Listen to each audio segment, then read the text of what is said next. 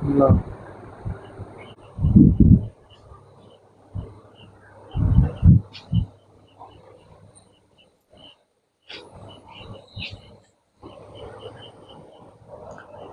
আসসালামু আলাইকুম। আমি মোহাম্মদ বাকর হোসেন, পড়াশোনা করছি রাজশাহী বিশ্ববিদ্যালয়ে। আজকের এই ক্লাসে আপনাদের সবাইকে স্বাগতম। আজকের এই ক্লাসে পড়ানো টপিক হলো বেনজিন প্রস্তুতি। বেনজিনকে মূলত আমরা ফিনল থেকে, ইথাইন থেকে, গিগনাট বিকারক থেকে, ডিকার্বক্সিলেশন বৃত্ত থেকে এবং ডায়াজোনিয়াম লবণ থেকে প্রস্তুতি করতে পারি। তাহলে বেনজিনের প্রস্তুতি শেখা যাক। প্রথমে আসি ফিনল থেকে বেনজিন প্রস্তুতি।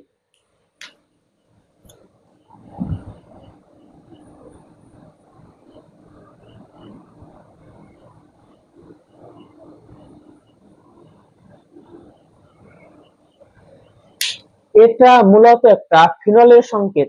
যদি ফিনলকে জিঙ্কের সাথে বিক্রিয়া দিয়ে উত্তপ্ত করা হয়, তাহলে ফিনল বিজারিত হয়ে বেনজিন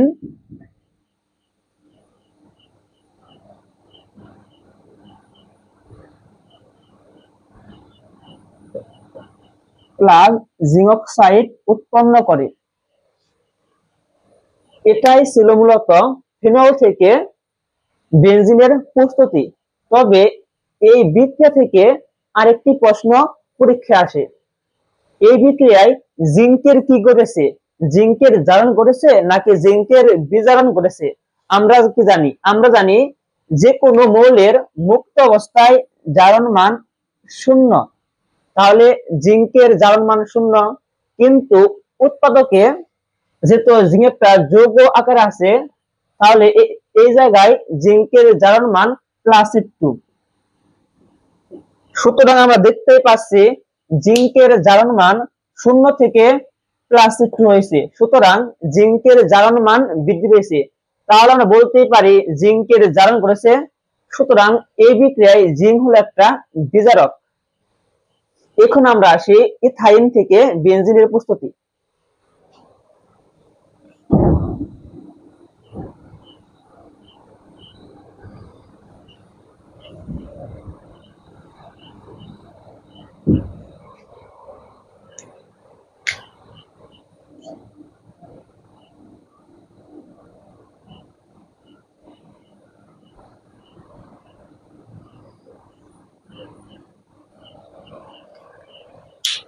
এটা হলো মূলত একটা ইথাইনের সংকেত। যদি আমরা 3 অণু ইথাইনকে 450°C তাপমাত্রায়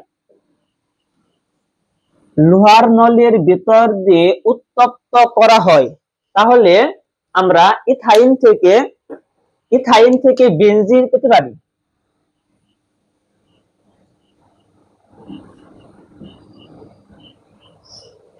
এই বিক্রিয়াটিকে ইথাইনের পলিমারকরণ বিক্রিয়াও বলা হয়ে থাকে, কেননা 3 ইথাইন বিক্রিয়া করে কোনো বেনজিন উৎপন্ন করছে। তাহলে ইথাইন হলো বেনজিনের মনোমার, আর বেনজিন হলো গিয়ে ইথাইনের পলিমার।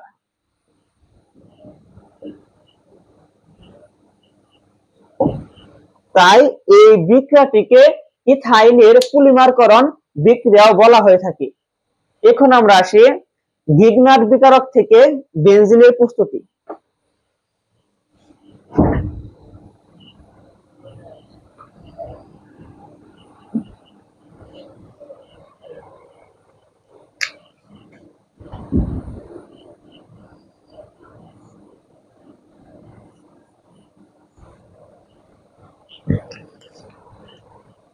এটা মূলত একটা বেনজিনের সংকেত, যার প্রত্যেকটি কোণায় একটি করে কার্বন পরমাণু থাকে এবং প্রত্যেকটি কার্বনের সাথে একটি করে হাইড্রোজেন থাকে।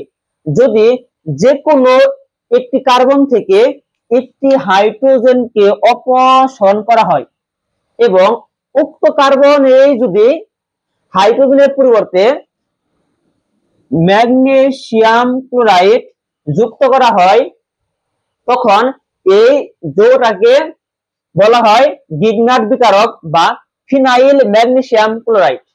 মূলত এতটুকুকে বলা হয় ফিনাইল মূলক।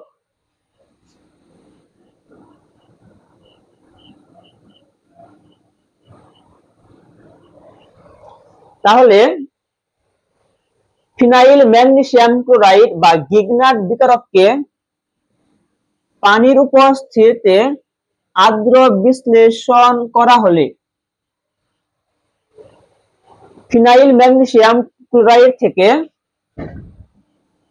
বেনজিন উৎপন্ন হয়। প্লাস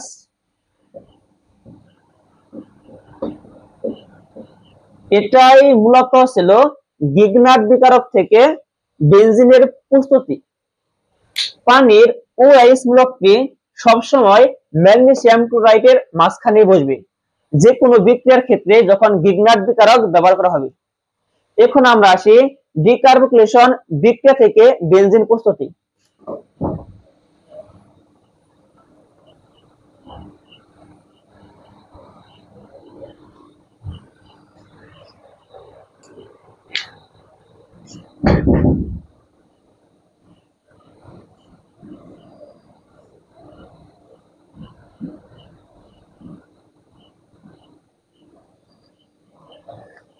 এটা মূলত বেনজোইক অ্যাসিড, মানে এটা বেনজোইক অ্যাসিডের সংকেত।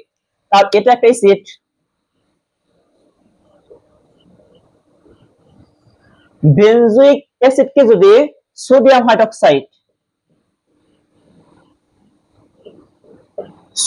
হাইড্রক্সাইড একটা ক্ষার, আমরা কি জানি? আমরা জানি অ্যাসিড প্লাস ক্ষার, অ্যাসিড আর ক্ষার, অ্যাসিড প্লাস ক্ষার বিক্রিয়া করে লবণ ও পানি উৎপন্ন করে। তাহলে এটাও তো একটা বেনজোইক অ্যাসিড, এটা একটা সোডিয়াম হাইড্রক্সাইড একটা ক্ষার। তাহলে এই জায়গায় তো বেনজোইক অ্যাসিড আর সোডিয়াম হাইড্রক্সাইড বিক্রিয়া করে লবণ ও পানি উৎপন্ন করবে। তাহলে এখান থেকে কোনো পানি প্লাস সোডিয়াম বেনজয়েট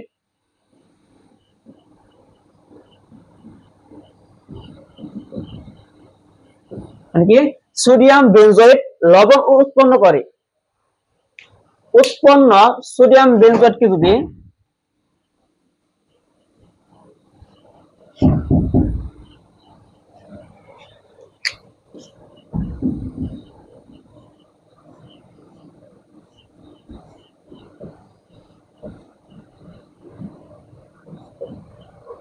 সোডিয়াম বেনজয়েটকে যদি সোডা লাইমের সাথে বিক্রিয়া করানো হয়,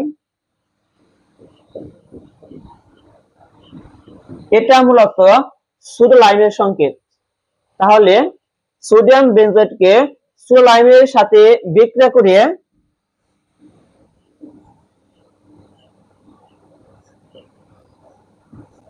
বেনজিন প্লাস সোডিয়াম কার্বনেট উৎপন্ন হয়। এটাই ছিল মূলত গিগনাট বিকারক থেকে বেনজিনের প্রস্তুতি। এখন আমরা আসি ডায়াজোনিয়াম লবণ থেকে বেনজিনের প্রস্তুতি। এটাই মূলত সবথেকে ইম্পর্টেন্ট।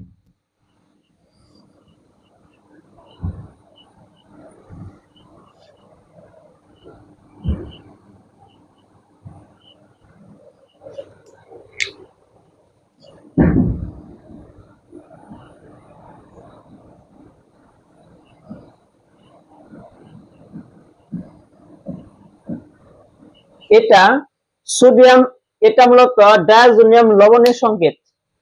যদি ডায়াজোনিয়াম লবণকে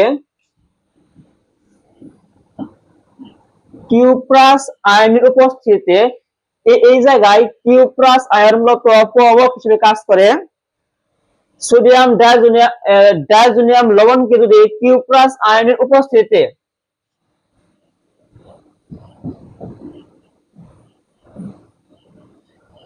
ফসফিনিক অ্যাসিডের সাথে বিক্রিয়া ঘটানো হয়, এটা মূলত ফসফিনিক অ্যাসিডের সংকেত। ফসফিনিক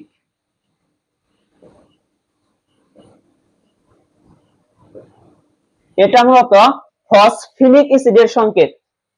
তাহলে সোডিয়াম তাহলে ডায়াজোনিয়াম লবণকে কিউপ্রাস আয়নের উপস্থিতিতে ফসফেনিক অ্যাসিডের সাথে বিক্রিয়া করে যদি আর্দ্র বিশ্লেষণ করা হয় তাহলে এখান থেকে বেনজিন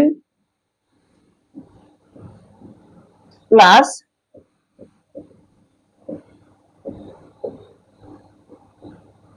ফসফনিক অ্যাসিড